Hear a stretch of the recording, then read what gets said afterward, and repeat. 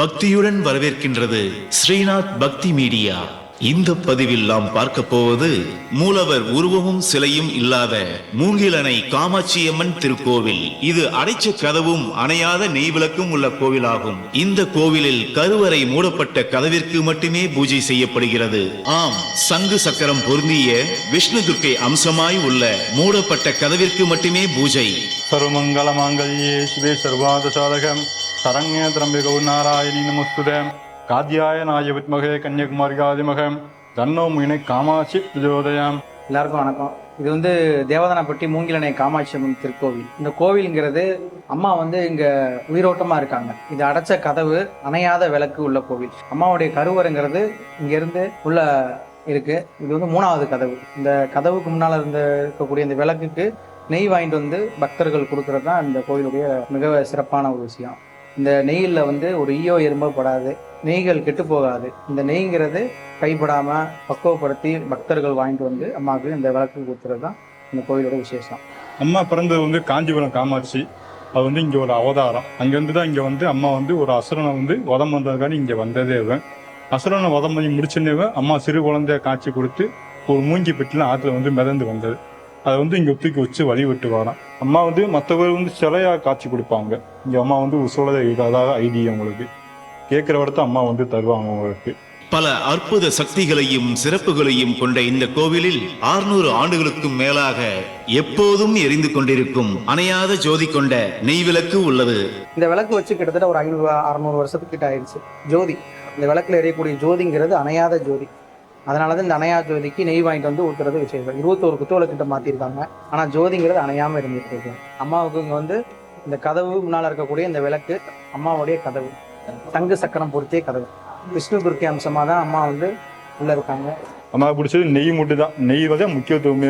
இந்த விளக்கிற்கு நெய் வாங்கி கொடுத்து வேண்டிக் கொண்டால் கர்ம வினைகள் நீங்கி தோஷங்கள் கழிந்து கேட்ட வரங்கள் யாவும் நிறைவேறும். குழந்தை பாக்கியமும் திருமண பாக்கியமும் பூர்த்தியாகும். உங்களுக்கு குழந்தை பாக்கியமோ திருமண பாக்கியமோ இங்க அம்மாவுக்கு நிவர்த்தியாகும். உங்களுக்கு அதே முக்கிய தலைமை இங்க அம்மாவுக்கு. இதே அம்மாவுக்கு குழந்தை பாக்கியம் அம்மா கொடுத்த நேவு. அவன் குழந்தைய கரும்பால தொட்டி கட்டி கோயில் 3 தடவை சுற்றி அம்மாவோட குழந்தைய கொடுத்து அம்மா குழந்தையா வாங்கிக்குவாங்க. இது முக்கியத்துவம்.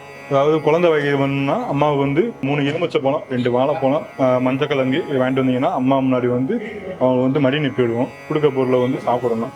சாப்பிட்டீங்கன்னா அவங்க 48 நாள் அம்மா குழந்தை பாக்கியம் கொடுப்பாங்க. திருமணம் அவங்களுக்கு 2 மாலை, மாங்கலிக்கிற மஞ்சக்கிழங்கு, எலுமிச்சை பழம், பூ, நெய் இது அம்மாவுக்கு வாங்கிட்டு வந்தீங்கன்னா அதை அம்மா கழுத்துல மாலையை போட்டு அவங்க கழுத்துல மாலையை போட்டு கோயில் 3 தடவை சுற்றி வரணும். ஆற்றுல மாலை போட்டுருந்தீங்கன்னா எந்த ஒரு தோஷமா இருந்தாலும் அதோட கழிஞ்சு அவங்களுக்கு 48 நாள் மாலை பாக்கியம் பூர்த்தி ஆகிடும். இது இங்க அம்மாவுடைய விசேஷமே. உங்களுக்கு திருமண காரியம் இல்லாதவங்க அம்மாவுக்கு நிலமாலை வாங்கி சாத்துவாங்க. ஏன் அப்படின்னா இந்த ஆலயத்துல நிலையும் கதவும் தான். இந்த நிலையும் கதவு உள்ளதுக்கு நிலமாலை சாத்துறதுங்கிறது பூர்வ கர்ம வினைகள் நிவர்த்தியாகி அவங்களுக்கு திருமண அந்த காரியங்கள் தடைபடுறது நிவர்த்தி ஆகும். எங்க அம்மாவுக்கு எந்திர பிரதிஷ்டை, மந்திர பிரதிஷ்டை, விக்கிரகம், பலிபீடம், கொடிமரம், வாகனம், உற்சவர், சாமி புறப்பாடு இது மாதிரி கிடையாது. மந்திரங்கள் இங்கே ஜபிக்கக்கூடாது. ஏன்னா அம்மா தவத்தில் இருக்கா. அவள் தவத்தை நம்ம எதுவுமே பண்ணக்கூடாது. இப்போதான் பகல்ல இருந்து எல்லா வசதியும் வரவும் தான் பகல்லாம் பூஜை நடக்குது, எல்லாம் இருக்குது. ஆதி காலத்திலலாம் 6 மணி அந்த சாயராஜ பூஜைக்கு தான் அங்கே மேலதாளத்தோட உரிமைக்காரங்களாம் அம்மாவுக்கு பூஜை அடிச்சுட்டு போவாங்க. அதுதான் இந்த கோவிலுடைய தேவை. இப்போ எல்லா வசதிகளும் இருக்கவும் தான் பகல்லாம் மணி அடிக்கிறோம், எல்லாம் பண்ணுறோம். இங்கே உலக்க சவுண்டு, உரல் சவுண்டு, இல்லறத்தர வசிக்கக்கூடாது, கோழி கூவக்கூடாது, இந்த மாதிரி கட்டுப்பாட்டில் தான் அம்மா இருக்காங்க. இன்னமும் அப்படி அந்த ஒரு தவத்தில் இருக்கனால தான் இந்த அம்மாவுக்கு இவ்வளோ சக்தி. அதனால் இந்த கோவிலில் அம்மா வரவங்க நெய் வாங்கிட்டு இந்த இடத்துல அந்த அணையா விளக்கு ஊற்றிட்டு அம்மா வழிபட்டு செல்றது ரொம்ப விசேஷம். இங்க அடிப்பு ஒரு சிறு பிள்ளையா இருக்காங்க. இந்த சிறு பிள்ளைக்கு இங்க முந்தானியை தான் பிடிக்கிறேன். தாய்மார் இங்க முந்தானியை பிடிச்சி வரம் கேட்டா உடனே உட்காந்துருவாங்க. வேண்டிய வரம் கிடைக்கும். குழந்தை பாக்கியம், கருமவனை எல்லாம் நீங்க, நாகதோஷம் நீங்க, எல்லாம் நீங்க. இங்க ஒரு தடவை போனாலும் மீண்டும் குடும்பத்தோட வழிபாடு பண்ணிட்டு போறாங்க. நம்மளுடைய குலதெய்வமே தெரியல அப்படின்னு சொல்லி இருக்கவங்க இந்த அம்மா குலதெய்வமா எடுத்து வணங்கக்கூடியவங்க. ஏன்னா அம்மா இங்க உயிரோட்டமா இருக்காங்க. உயிரோட்டமா இருக்காங்கன்னா அம்மா பெட்டியில அந்த குழந்தை ரூபமா தான் உள்ள இருக்காங்க. அதனால இங்க அம்மாவுக்கு குலதெய்வமா தெரியாதவங்கலாம் குலதெய்வமா எடுத்து வணங்கக்கூடிய ஆலயம். எல்லாருமே இந்த அம்மா கும்பிடுவாங்க. என் பேர் வீரமுத்து. நாங்கள் மதுரையிலேருந்து வரோம். என் மனைவி பேர் சக்தி. ஆக்சுவலாக இது எங்களுக்கு குலசாமி கோயில் கிடையாது. எங்கள் குலசாமி திருப்போணம் சைடு மார்நாடு கருப்பணசாமி கோயில். இது ஃப்ரெண்டோட ஒரு நாள் சும்மா ஜாலியாக சாமி கும்பிட வரலான்னு இந்த ஏரியாவில் மலையடி வாரத்தில் அழகாக இருக்கிறதுனால ஒரு நாள் ஃப்ரீயாக வந்தோம். அப்போ வர்றப்போ வந்து இங்கே எல்லாரும் இந்த கரும்பு தொட்டியெல்லாம் வந்து எடுத்துகிட்டு இருந்தாங்க. அப்போ வந்து மூத்த பாப்பா அதித்தி வந்து மாசமாக இருந்தாங்க, வயிற்றில் இருந்தாங்க. அப்போ நேர்ந்துட்டு போனேன், நல்லபடியாக பிறந்தா வந்து கரும்பு தொட்டி எடுக்கிறோம்னு சொல்லி நேர்ந்துட்டு போனோம். அது பிறந்து கரும்பு தொட்டி எடுக்கையிலே வந்து எடுத்து முடிச்சுட்டு இப்போ சாமி கும்பிடையில் உள்ளே போனோம்ல, அப்போ போகையில் பூசாரி வந்து சொன்னார், இந்த மாதிரி அடுத்த குழந்தையும் உங்களுக்கு காமாட்சி அம்மன் தான் பிறக்கும். நாங்கள் வேண்டிகிட்டு இருந்தோம், அப்போ அடுத்த குழந்தையும் உங்களுக்கு காமாட்சி தான் பிறக்கும் அப்படின்னு சொல்லி சொன்னாப்புல. அப்போ அதே மாதிரி பெண் குழந்தையே பிறந்துருச்சு. இவங்க பேர் அருவி. அதனால இப்போ கரெக்டாக 1.5 வயசு ஆகுது. 1.5 வருஷம் கழிச்சு இப்போ வந்து அந்த நேர்த்தி கடனை வந்து சந்தோஷமாக நிறைவேற்றுவாங்க. கோவிலில் ஒரு நல்ல ஒரு வைப் இருக்கும் இந்த கோவிலில். இப்போ நான் வந்து அம்மா வந்து இங்கே வந்து கவுளியை வந்து பேசுவாங்க, சர்ப்பமாக காட்சி கொடுப்பாங்க. இங்கே வந்து மற்ற சுத்திப்பட்டி கிராமத்து கோயிலில் வந்து திருவிழா நடத்தணும், எந்த ஒரு விசேஷம் நடத்தினாலுமே இங்கே வந்து அம்மாட்ட வந்து கவுளி உத்தரவு கேட்பாங்க. வடக்கு பக்கம் சொன்னால் உத்தரவு, தெற்கு பக்கம் சொன்னால் உத்தரவு கிடையாது. அது மேலே வந்து ஆதி காலத்து கல்வெட்டில் உங்களுக்கு வந்து பதிச்சு வைப்பாங்க. காஞ்சிபுரம் காமாட்சி கோயிலில் வந்து வெள்ளியில் இருக்கும். இந்த அம்மாட்டு வந்து கோவில் வந்து ஆதி காலத்து கல்வெட்டில் இருக்கும். அது வந்து மேலே உச்சியில் இருக்கும் உங்களுக்கு.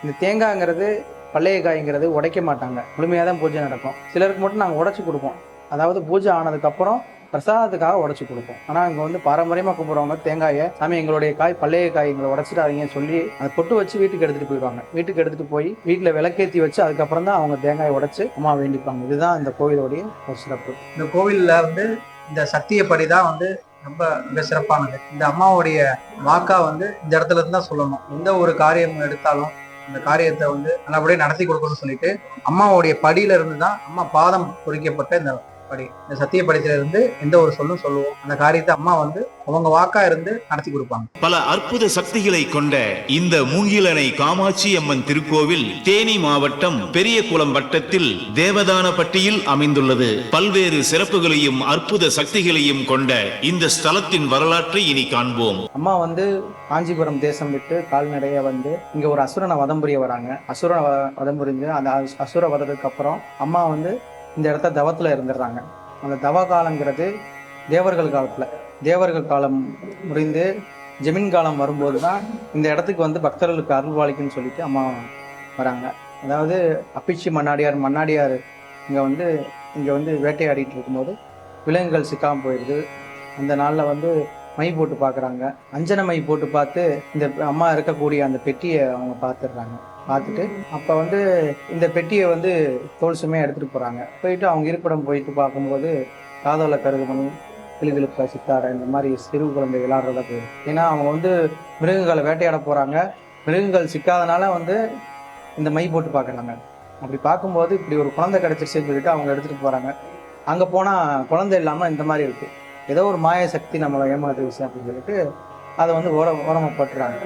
அப்போ வந்து என்ன ஆகுதுன்னா அவங்க இனத்துக்கே பெரிய இன்னல்கள், கஷ்டங்கள் இந்த மாதிரி ஆயிடுது. நாளடைவில் வந்து அவங்க என்ன ஏன் இப்படி ஆயிடுது அப்படின்னு சொல்லிட்டு அவங்க கேட்கும்போது, இந்த மாதிரி ஒரு உலகமான சக்தி அவள் வந்து தவத்தில் இருந்திருக்கா, அவளை வந்து நீ எடுத்துகிட்டு வந்து வச்சு வழிபட தெரியாமல் நீ தூக்கி ஓரமாக போட்டு உதாசீனப்படுத்துற, அதனால தான் இவ்வளோ கஷ்டம் உங்களுக்கு. ஆனால் அதை வந்து நீ வச்சு வழிபட உன்னால் முடியாது, நீ எடுத்து அதை வந்து ஒரு குளத்துலையோ அதையோ போட்டுரு அப்படின்னு சொல்கிறாங்க. அப்படி அவர் போடுற இடம் தான் வந்து தலையார் அருவி. அந்த அசுரனை வதம் புரிஞ்சு தலை விழுந்த இடம், மூளை விழுந்த இடம், இதெல்லாம் வந்து அணைகளாக இருக்குது. கொலைக்காய கிள்ளி எறிஞ்சிடம், கொலை ஊத்து, இதெல்லாம் வந்து நம்ம கொடைக்கானல் போகிற வழியில் பார்த்தீங்கன்னா ஒவ்வொரு இடத்துக்கும் ஒவ்வொரு பேரில் இன்னமும் இருக்குது. அப்படி வந்து அந்த தலையாத்துல போய் போட்டுறாரு.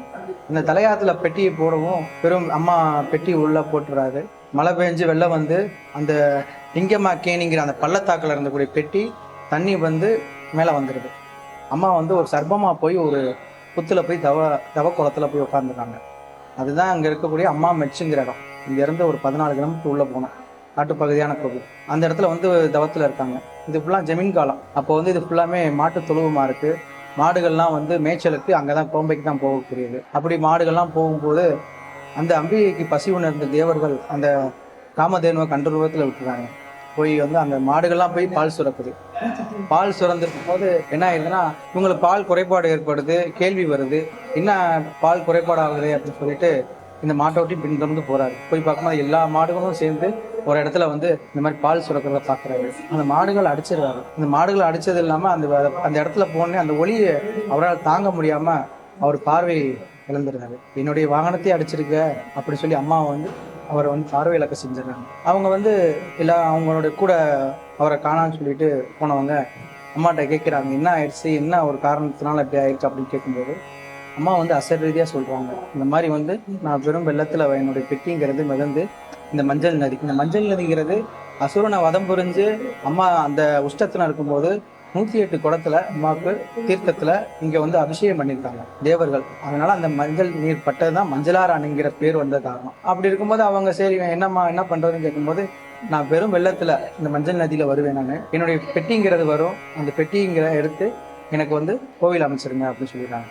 அதே மாதிரி மாசி மாதம் பாரிவேட்டு காலம்னு சொல்லுவாங்க. இந்த காலத்தில் வந்து அம்மா பெட்டிங்கிறது மிதந்து வருது, பெரும் வெள்ளத்தில் மழை பெஞ்சு வெள்ளம் போயிட்டு இருக்கு. அப்போ அந்த பெட்டிங்கிறது வருது, அந்த பெட்டியை தடுத்து நிறுத்த முடியாது. அதனால ஒரு மூங்கில்ல அந்த பெட்டிங்கிறது அம்மாவை வந்து அந்த இடத்துல என்னம்மா உங்கள் பெட்டி நாங்கள் எப்படி எடுக்கிறோங்கிற அந்த ஒரு கேள்வி வரும்போது அம்மா வந்து அந்த பெட்டியை வந்து ஒரு மூங்கில் வந்து கீழே விழுந்து அந்த மூங்கில அணை கொடுத்து அந்த பெட்டி ஒதுங்குதான் சொல்றாங்க. அதனாலதான் மூங்கில் அணை காமாச்சு. அந்த பெட்டிங்கிற அமைப்பை எடுத்து அந்த பார்வையிழந்தவரை எடுத்து வைக்கிறாங்க. ஏன்னா அதனாலதான் வந்து அவர் பார்வையிழக்க வச்சிருக்காங்க. அப்படி பெட்டி எடுத்து வைக்கிறக்கூடிய இடம் தான் கருவறை. அது வந்து ஒத்த புளிய மரம் காரக்கட்டு வீடு, எனக்கு இப்படிதான் இருக்கும்னு சொல்லி அம்மா உத்தரவா சொல்லிடுறாங்க. அதுபடி அவங்க அமைச்சு வச்சிடுறாங்க.